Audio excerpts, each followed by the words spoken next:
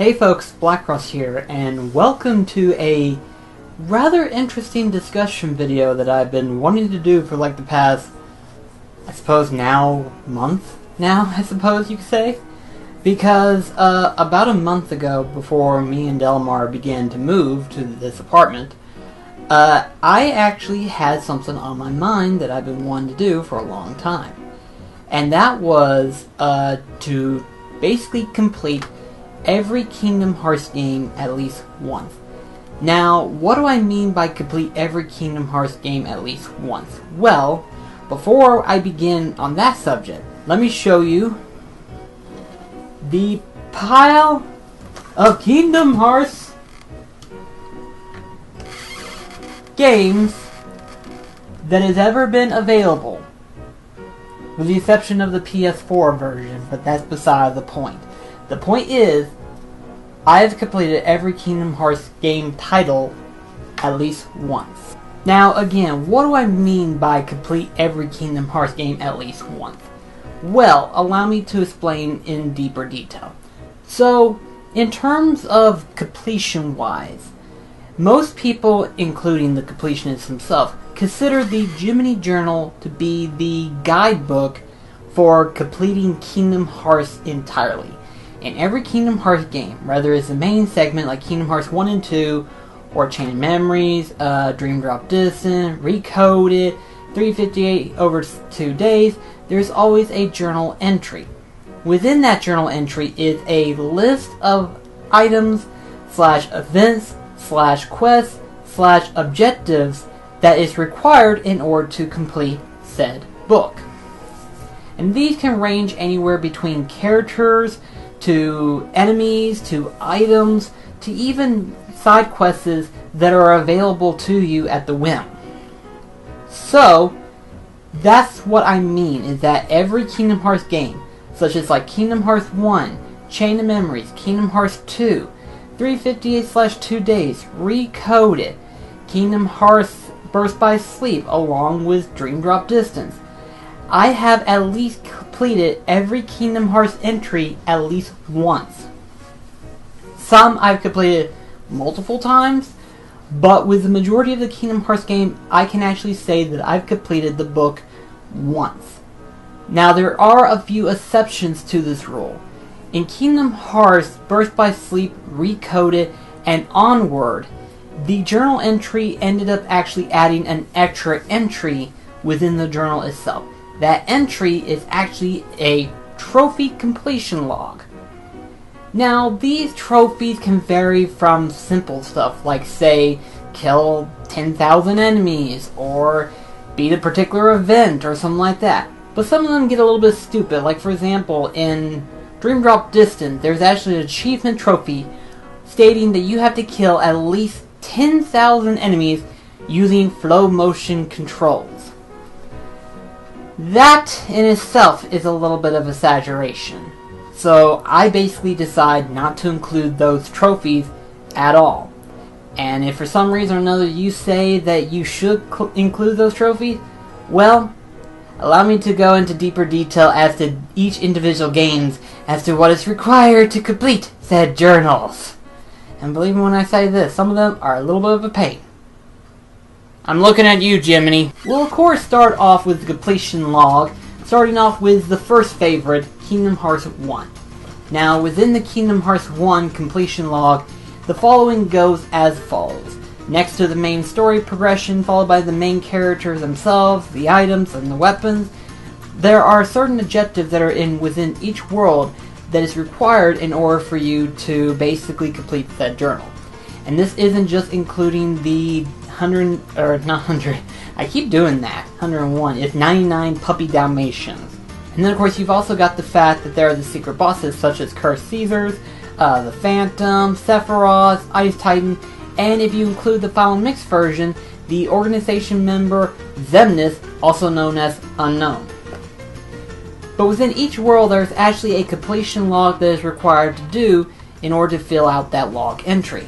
Such as Deep Jungle, there is the Slip and Slide, the Slide Trunks in Tarzan's world, along with the Fine Climb. And then of course you've got the traditional favorites such as the Colosseum, which is basically beat the tournaments themselves. Beat the enemies and all that stuff, beat the rankings, and be the best that there is.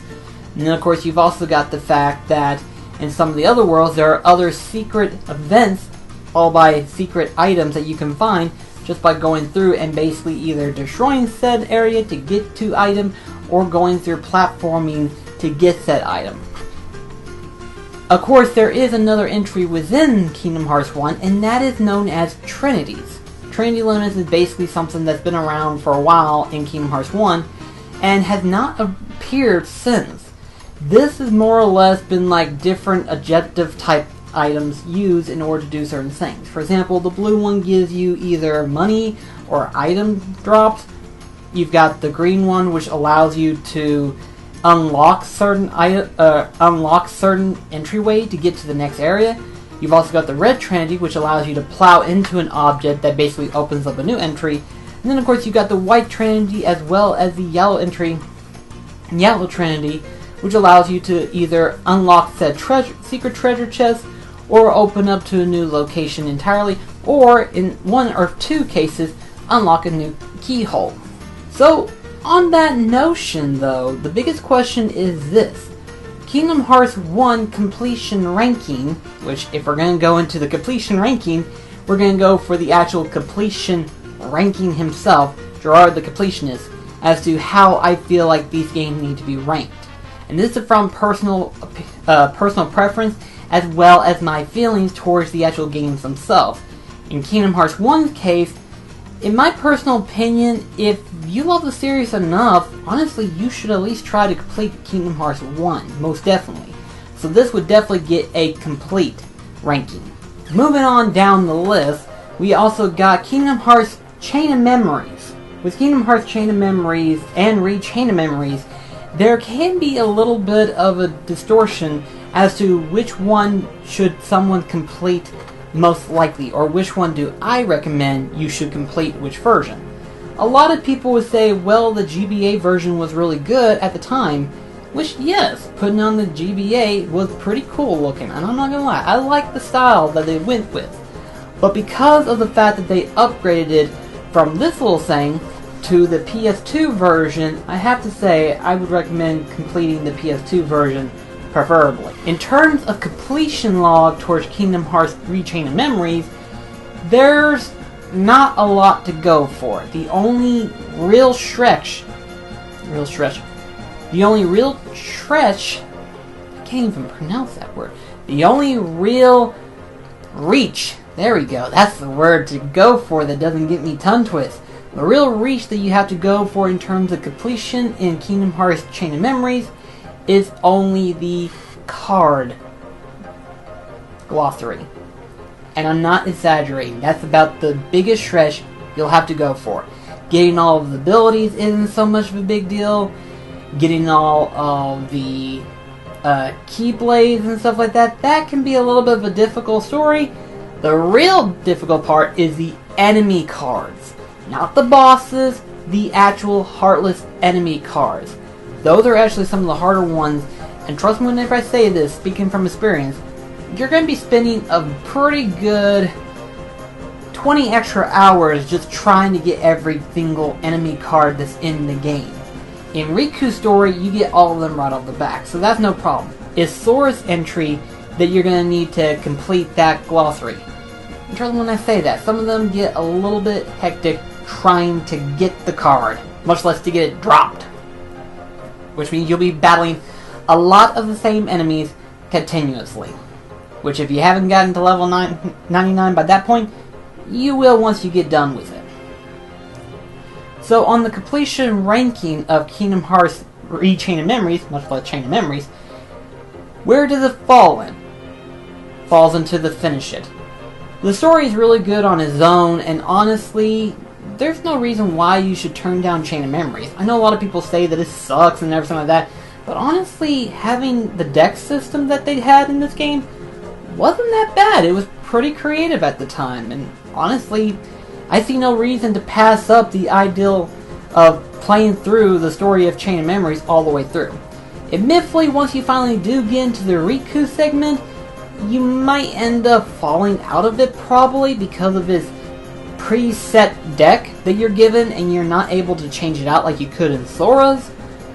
But at least it's not as bad as most people say. I promise you. Compared to another Kingdom Hearts title, this isn't as bad as what people say.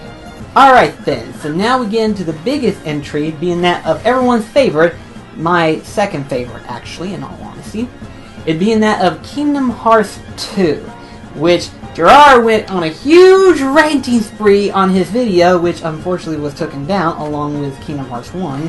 Hopefully he'll do a New Game Plus version of it, which I'm looking forward to hearing his opinions on it. But that being said, this one has a lot, and I can't stress this enough, a lot of stuff to complete on. Every world has an objective. More objectives than any normal Kingdom Hearts game would have.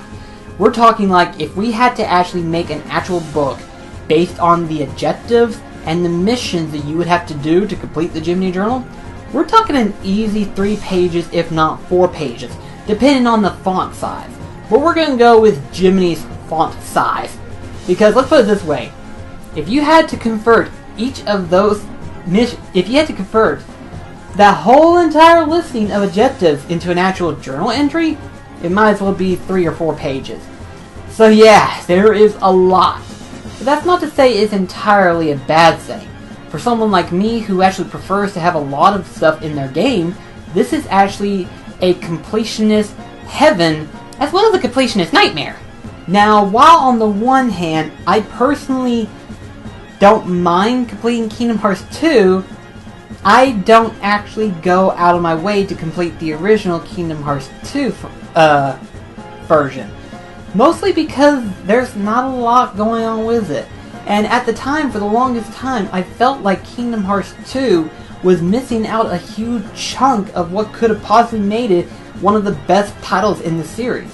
And it could have been my number 1 had it not have one flaw. The Final Mix version. Which is why I'm pulling out this baby right here, Kingdom Hearts 2.5. Yes, I know technically it has Kingdom Hearts Burst by Sleep Final Mix, as well as Kingdom Hearts Recoded, which technically is an HD cinematics. But, in my personal opinion, while Kingdom Hearts 2 is okay on its own, Kingdom Hearts 2 Final Mix is the game that you might actually want to go for in terms of completion. Why do I say that?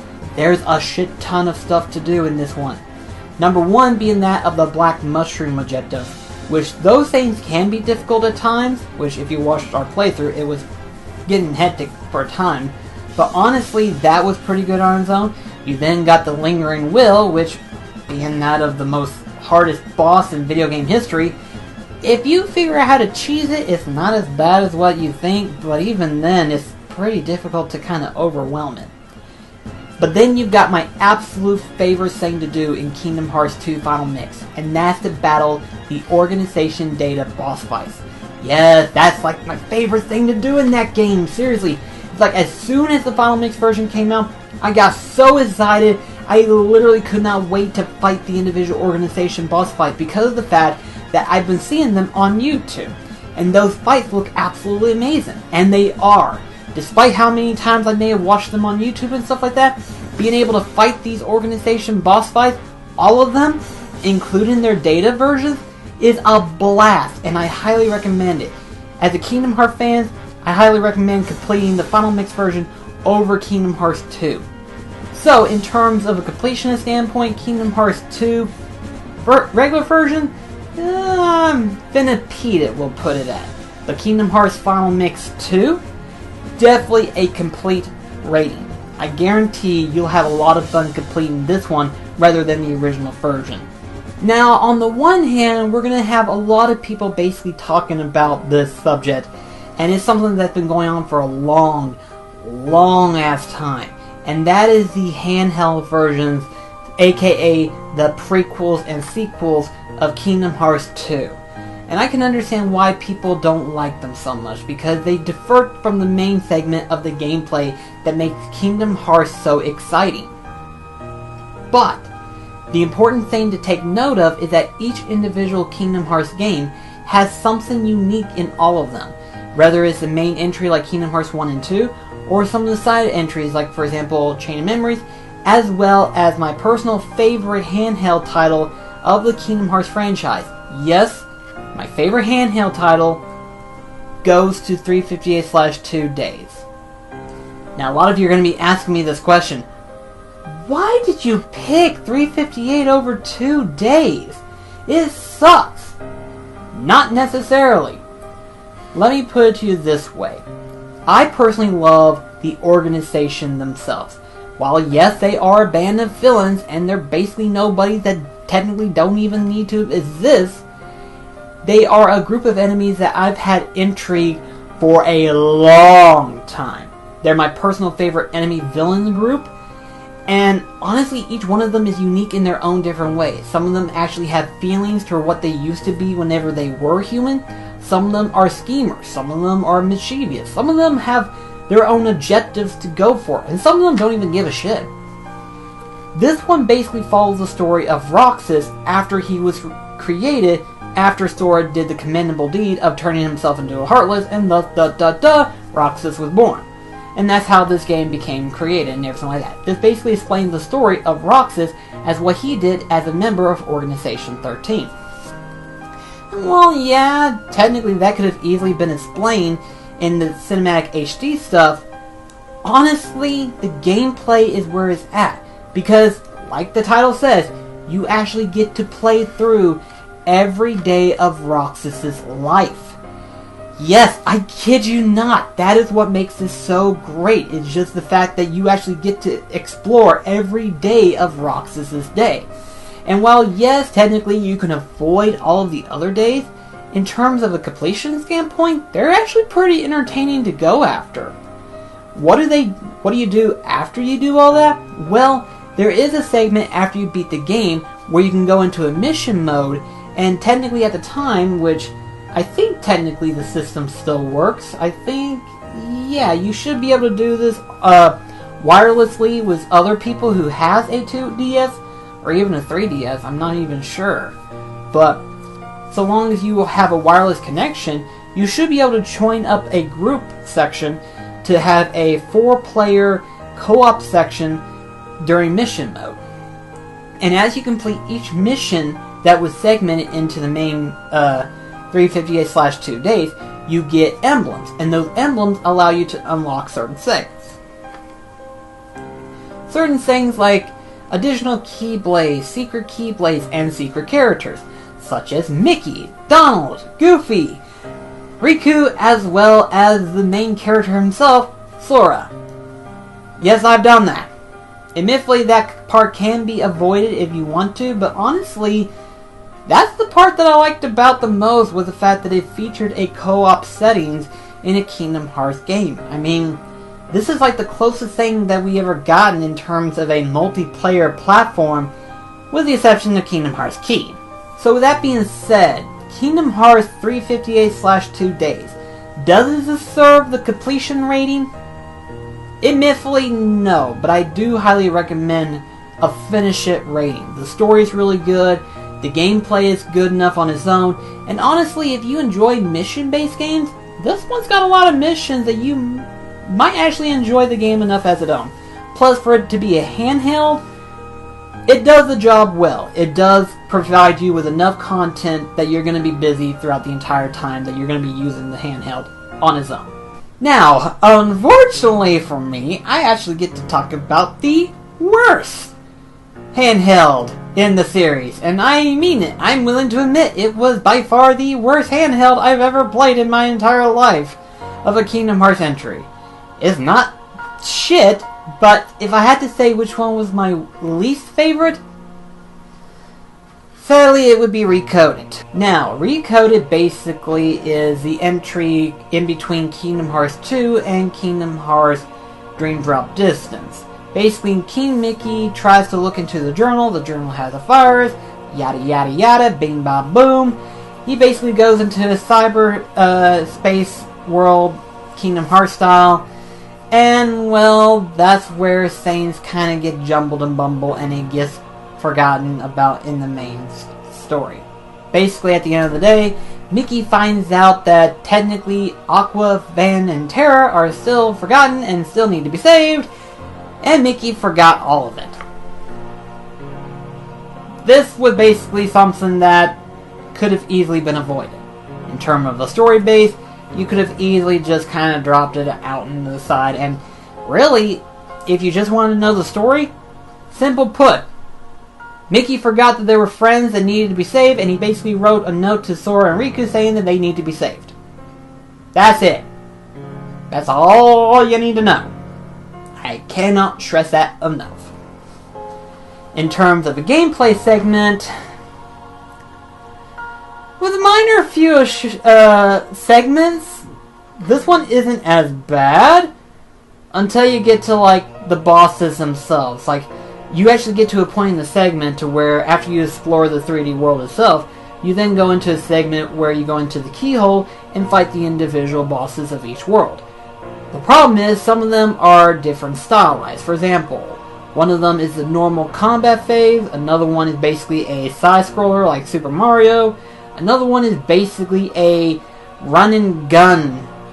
I cannot stress this enough, a run and gun minigame against like the Trickmaster, and it's just I was like, really guys?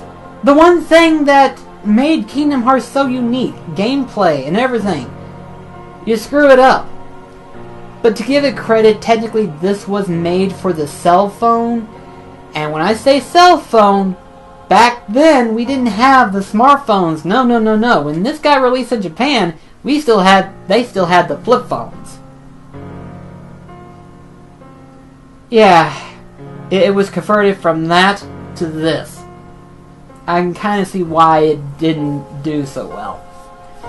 However, though, if there was one thing that I liked it out of this one, would be the individual cyber dungeons that you can explore within each world. Each world actually has a total of 4 different dungeons that you can explore in.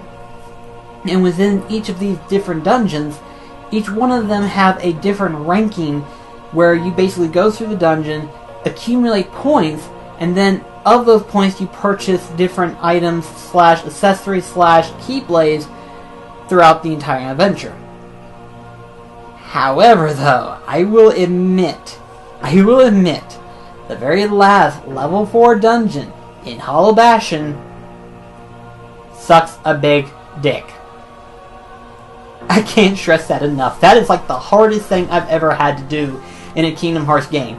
That took me, literally, an accumulation of time, probably a good 20 hours just to try to achieve that son of a bitch. I can't stress that enough. Let's put it this way. To get everything in the game and everything like that, you have to go through these dungeons to get the actual prizes that comes with them.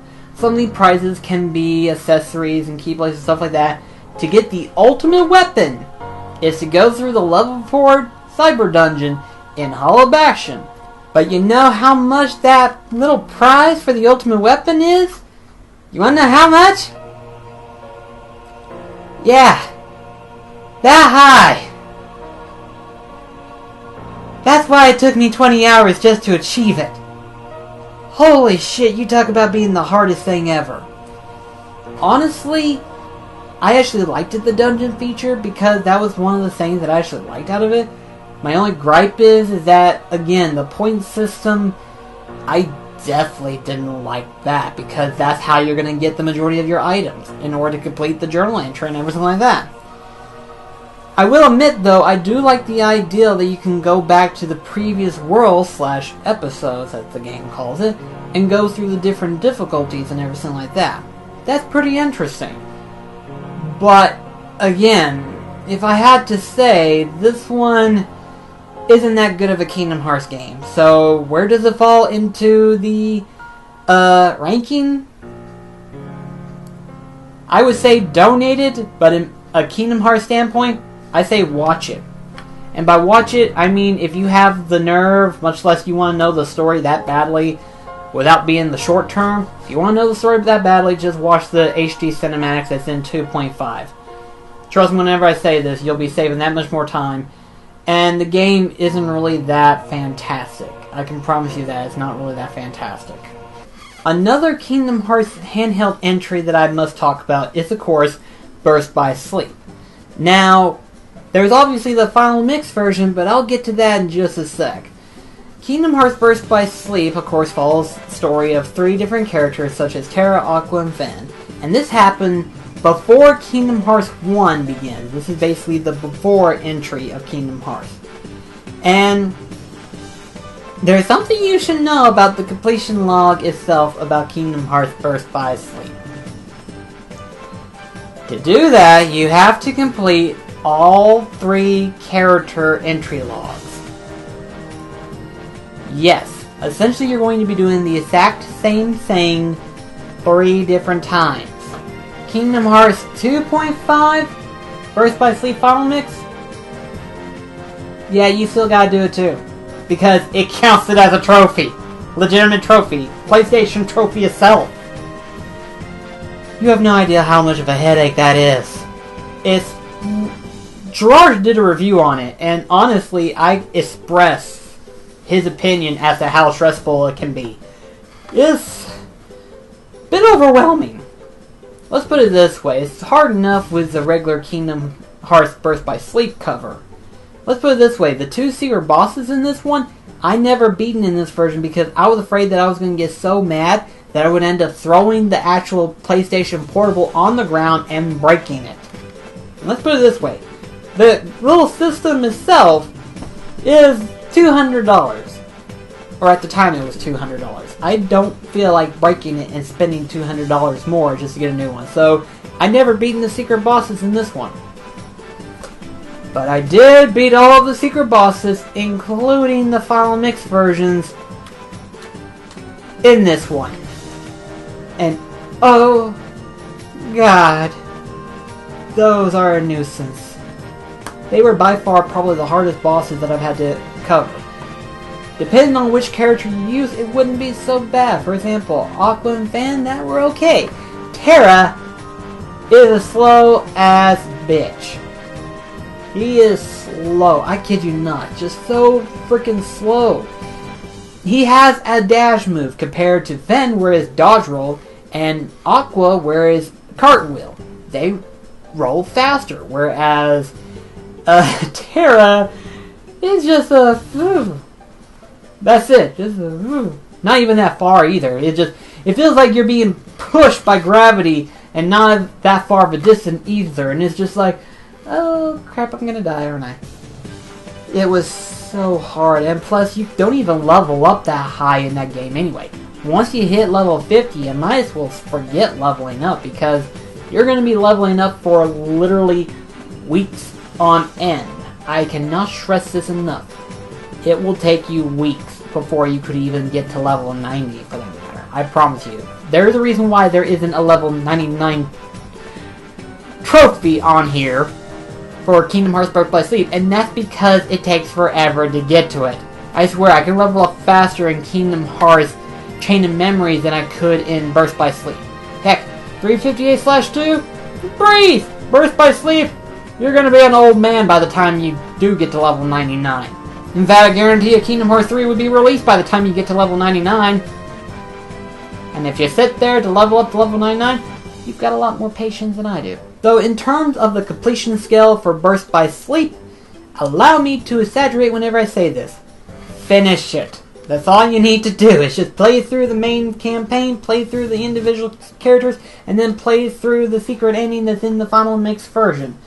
That's all you gotta do. I cannot stress this enough. Don't go for those secret bosses, especially if you try to play as all 3 characters, unless you have a death wish. Unless you're suicidal like I am, don't do it! Don't complete it! Just finish it! Now then, I cannot leave Kingdom Hearts untouched without talking about 2 other titles. One of them being the last known handheld title, with the exception of Kingdom Hearts Key, which I'm not including this because technically you can't complete it. For those of you that don't know, Kingdom Hearts Key is basically an MMO cell phone app game. Cannot stress that enough. You don't even want to touch it. If you want to know about the story, I can give you a recommendation as to any following YouTubers on the screen right now that you can follow. Particularly Cynical, the Gamer's Joint, because he's playing the shit out of it right now as we speak. Give him courage for that one. But anyway, the last known handheld entry is none other than Kingdom Hearts Dream Drop Distance.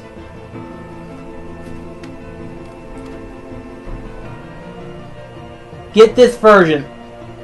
I can promise you this much. This version is no different than this one, with the exception of the fact that you're playing it on a console. And honestly, every Kingdom Hearts fan can tell you, it plays better than this one. So with that being said, Kingdom Hearts Dream Drop Distance, for the PS4 of course, with the completion entry, goes a little something like this. After you beat the main game campaign, there is Flick Rush, which basically means that you use your Dream Eaters to fight through a tournament campaign, and you have to A-rank the whole thing. And then you get the Keyblade from it, and then therefore yada yada yada, you got it. Then of course you gotta collect every single Dream Eater, as we'll have seen every nightmare creature that's in Kingdom Hearts. You've also got special portals, and you've got secret portals, which for those of you that don't know, in Kingdom Hearts Dream Drop Distance, there are these pink portals throughout the entire world itself. And they could be one of two things. They either are the secret and special portals, or they are the friend portals, which allows you to summon a small group of different Dream Eaters on your side. But to forget about those, we go on to the secret as well as the special portals. The secret portals are basically a assortment of challenges which allows you to fight off against a group of enemies where you have to beat them with these certain objective. And if you beat that certain objective, you'll get a special prize out of it. I do have something to tell you. You don't have to complete the secret objectives through the secret portals. You don't have to do those. Okay? All you gotta do is beat the portals. That's it. And then you've got it. Simple as that. You don't even have to complete the special requirements just to get the special prize. All you gotta do is beat the secret portals, and then you've got it on your journal entry. Perfect. The special portals, on the other hand, are actually my favorite parts out of Dream Drop Distance, where you basically re-fight the bosses of Kingdom Hearts Dream Drop Distance, but they're more powerful. Sort of like how the data bosses are in Kingdom Hearts 2, these are the exact same thing. The only difference is, once you beat the game, you just gotta go back to that same area where you fought it before, and you get the chance to actually find the portal and re-fight that boss. Once you beat it, it's in the journal entry, and you got it. Of course, there's also the fact you gotta beat Julius, but if you can cheese it, it's not that bad. Like, seriously, you could beat it relatively easy, especially if you use balloons. I'm not lying. There's a spell in Dream Drop Distance called Balloon. Most OP spell in the game, including Balloona and Balloonga. Why they put that spell in the game, I'll never know. But yeah, that's about all in terms of a completion-wise when it comes to Kingdom Hearts Dream Drop Distance. So, in terms of a completion scale, where would I get Dream Drop Distance? PS4, of course. Well, that's going to have to go into Finite-Peated. I say Finite-Peated because some people may not go throughout that far end just to get every Dream Eater, much less Flick Rush. But if you're like me and you don't mind fighting that many hordes of enemies, much less go after the secret bosses, well, not secret bosses, but the special bosses within each world, it'd be a fun little entry, you know? I can actually say that those are actually my favorite part out of Dream Drop Distance. Sure, they're not as bad as most people would think, but it was really fun for what it is. And in terms of handhelds, if I had to say which one people liked it better, it would definitely be Dream Drop Distance. But because of the fact that it's got released on the PlayStation 4, it gets dropped out the list. 358/2 got to be put on number 1, and this one got to be put on the console. Plain and simple. Simple and clean. You might as well get ready for that joke. It was going to bound to happen. And then finally, we talk about the last known Kingdom Hearts entry. And yes, I know technically this is a small entry in the Kingdom Hearts segment. In fact, for a lot of people, technically this is more or less an early demo for what Kingdom Hearts 3 is going to be. Well, allow me to say that Kingdom Hearts 0.2 Fragmentary Passage, or its full name, Kingdom Hearts Burst by Sleep 0.2 Fragmentary Passage. Yes, that's the name of the title. It's a long-ass title. I can't stress that enough. I completed it. I should be shot in the head right now. Like, seriously, grab the gun, rifle, whatever, and just blow my brains out.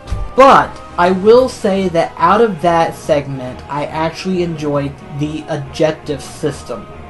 Now, for those of you that don't know, the objective was actually a last-minute decision added into Kingdom Hearts 0.2 for reasons particularly to give it more length. And honestly, that's actually a good idea. If the objective system was all that's needed in order to make the game a little bit longer, then it's a welcome change, especially since you get ornaments out of it. You know, ornaments to attach to your character's clothing and everything like that. It was pretty enjoyable, and I like it. I really do. And yes, I will admit, I actually went through Proud Mode into Kingdom Hearts 0.2, and let's put it this way, going through Critical and Proud Mode in that one,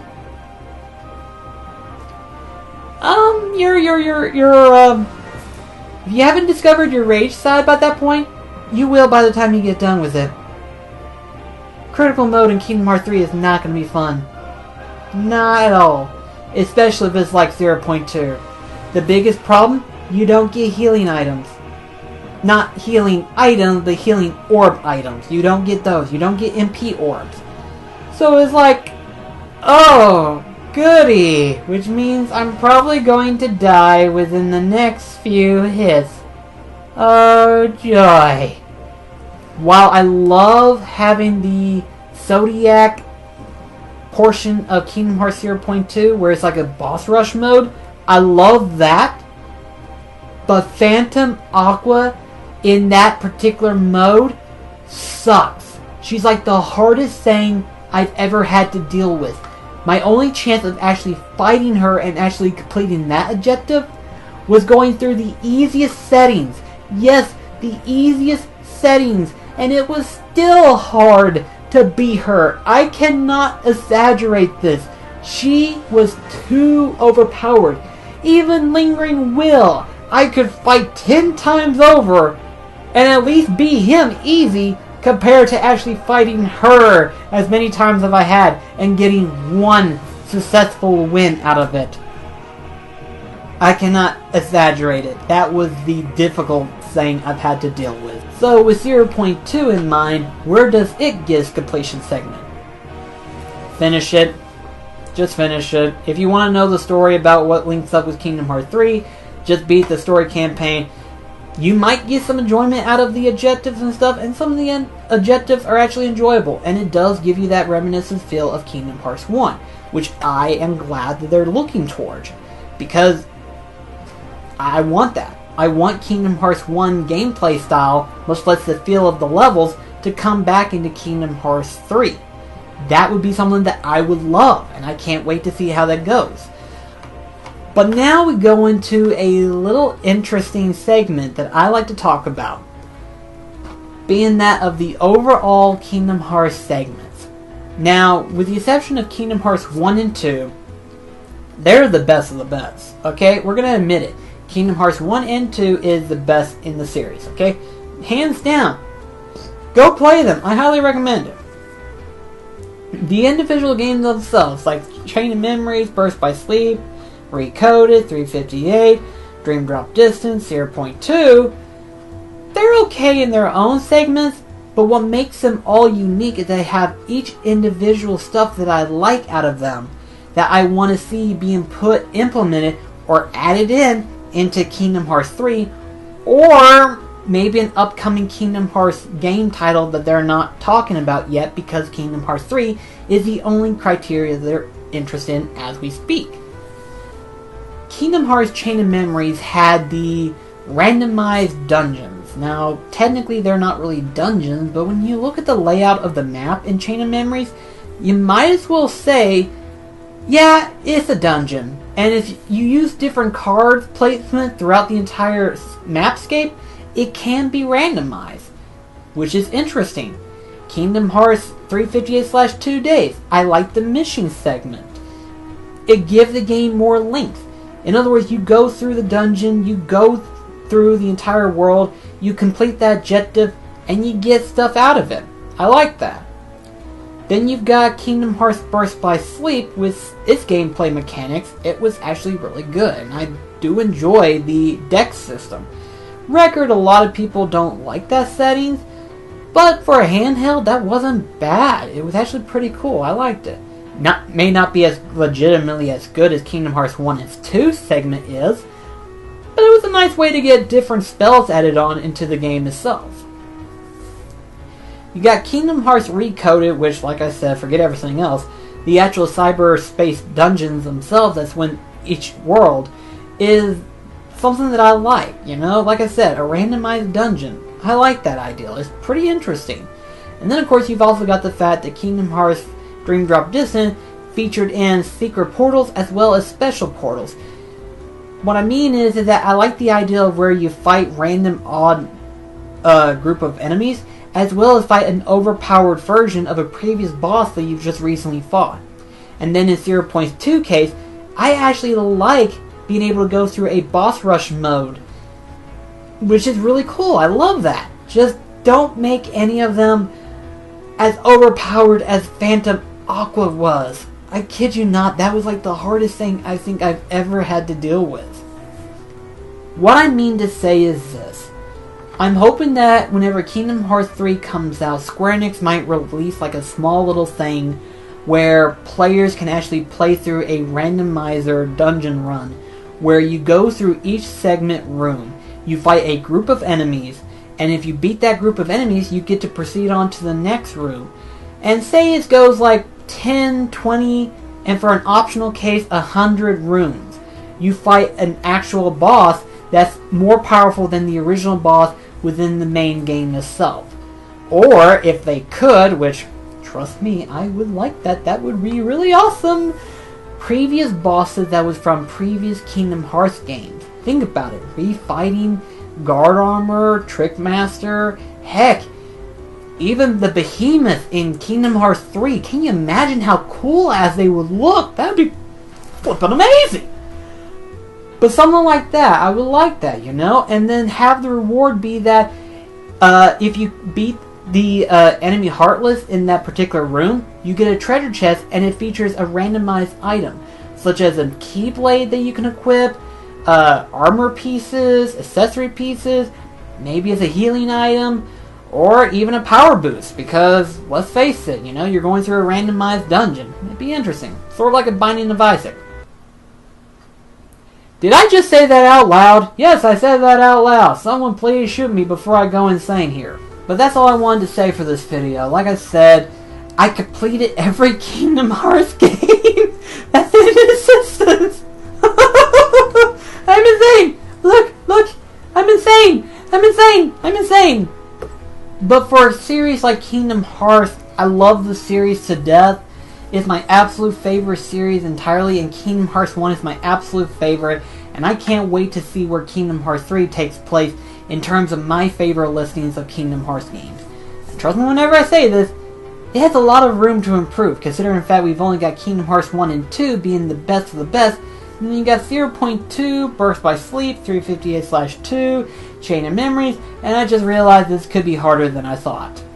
But with that being said, guys, let me know what you thought. Let me know what you thought about Kingdom Hearts entirely. Like, do you think completing every Kingdom Hearts game is a pretty cool ideal?